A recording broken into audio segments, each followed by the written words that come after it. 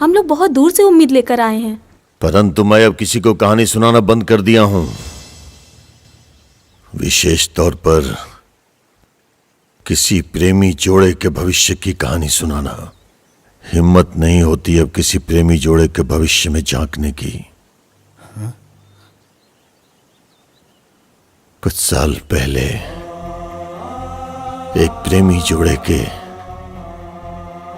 भविष्य की कहानी ने मुझे ऐसा तोड़ा कि आज तक साहस नहीं कर पा रहा हूं फिर किसी को कहानी सुनाने की। जाओ तुम लोग। हमनी के तो चल जाइब सन बाबा, लेकिन ऐसन कौन घटना रहे जौन रउआ के कष्ट पहुंचा देलस? हाँ बाबा, हम लोगों को वही कहानी सुना दीजिए ना।